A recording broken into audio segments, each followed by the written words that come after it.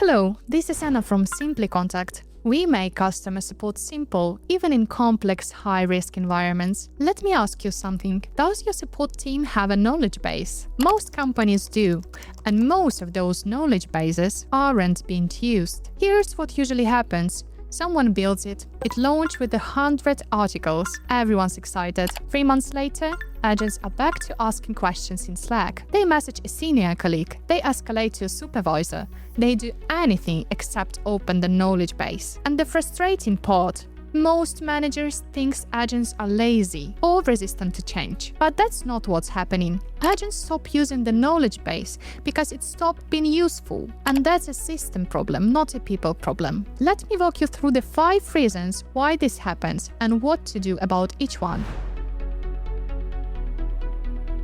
Reason number 1. The content goes stale. This is the most common killer. An article was accurate when it was written, but your product changed, your pricing is updated, a policy shifted. Now the article is wrong and the agent who followed it gave a customer the wrong answer. That happens once and the trust is gone. Agents learn fast. One bad article and they stop checking the rest. The fix? Build maintains into the operation. Any agent should be able to flag an article as outdated with one click without leaving their ticket. Set clear SLA for reviewing flagged content and connect your ticketing data to your content review process. When a ticket category spikes, something in the area of the knowledge base is probably wrong or missing. Reason number 2.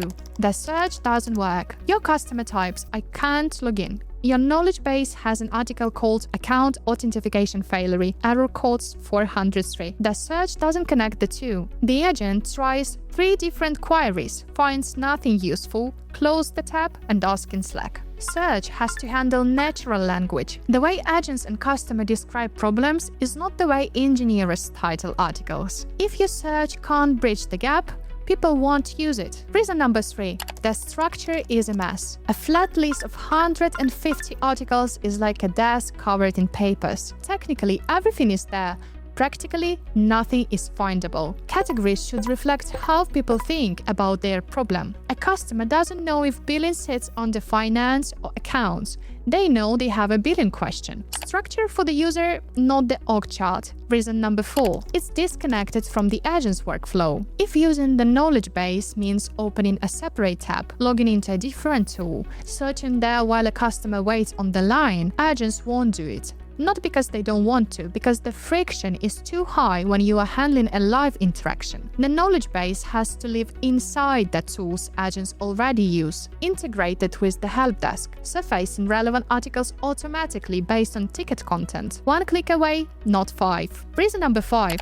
There is no feedback loop. Agents are the first people to discover what's missing or broken in your knowledge base. They run into gaps in real time, but in most teams, there is no process to capture that signal. No way to say this article is wrong without writing an email that goes nowhere. Iryna Shevelova, head of Enablement at Superhuman and the founder of Collabro, put it perfectly when we spoke to her for a recent article. She said the knowledge bases are often built with a good intent, but rarely operationalized in a way that makes them reliable in day-to-day work. Once support team members lose trust, adoption drops quickly, and rebuilding that trust is significantly harder than creating it. That's the core issue.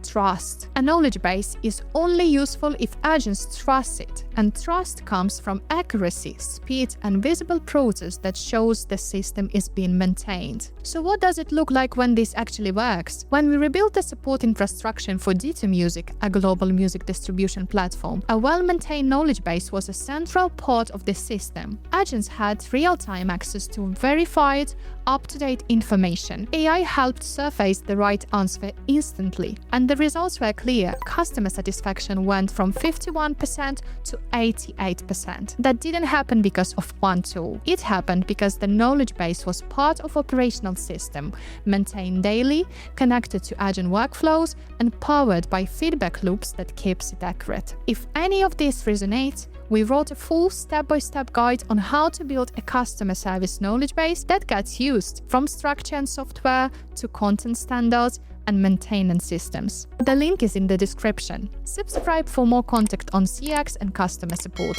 See you in the next one.